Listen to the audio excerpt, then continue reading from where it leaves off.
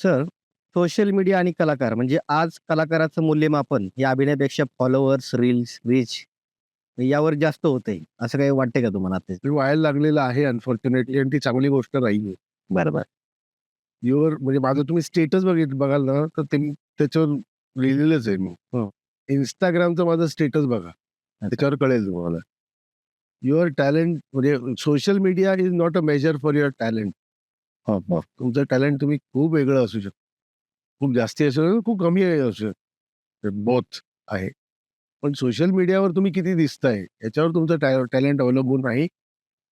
Producers किंवा कास्टिंगचे directors आहेत, त्यांना मी स्पष्ट सांगेन, की एखादा व्यक्ती किती चांगला कलाकार आहे, हे ओळखण्याकरता त्याला किती फॉलोअर्स आहेत, त्याला किती लाइक्स आहेत, त्याची किती रीच आहे, हे बघू नका.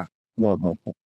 तो एखादी व्यक्ती त्या एखाद्या रोलला सूट आहे का, की नाही, हे बघण्याचं तुमचं टॅलेंट आहे. बरोबर आहे. कास्टिंग डिरेक्टर आणि डिरेक्टरचं.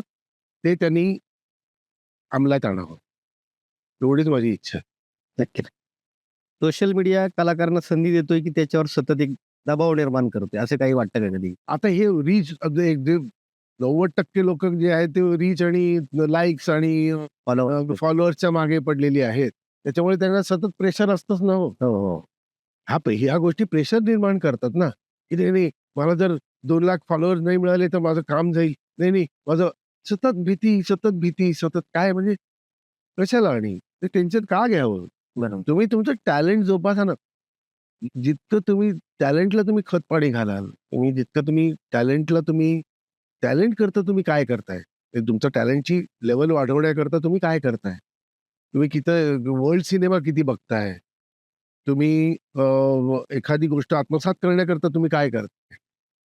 किती तुम्ही तुम्ही वाचन करता. ऑफकोर्स हे आहेच, याची मदत आहेच, मी नाही म्हणणार नाही. पण रेडीनेस असायला पाहिजे की नाही? बरोबर. हां. एक गोष्ट म्हणजे अ, अ, जसं मी म्हटलं ऑब्झर्वेशन सतत पाहिजे आणि तसंच शिकत राहायला पाहिजे. कोणती आता मी सीरियल केली होती त्याच्यात मी एक व्हायोलिन प्लेयर होतो. व्हायोलिन वाजवायचं होतं. मी व्हायोलिन शिकलो होतो. हं, हं. आता मी एक गुजराती फिल्म करणार आहे त्याच्यात सतार प्लेयर आहे.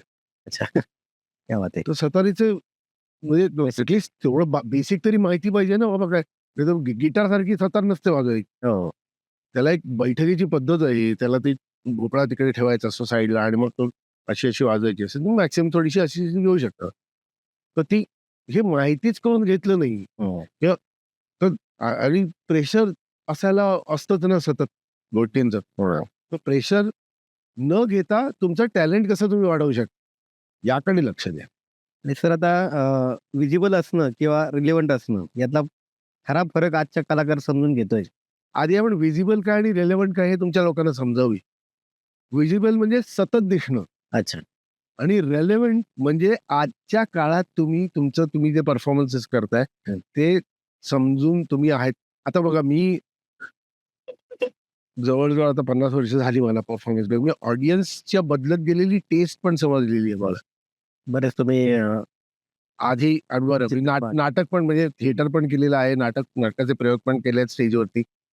सीरियल्स पण केलेल्या आहेत. जेव्हा जास्ती चॅनल्स नव्हते तेव्हा सीरियल्स केल्या.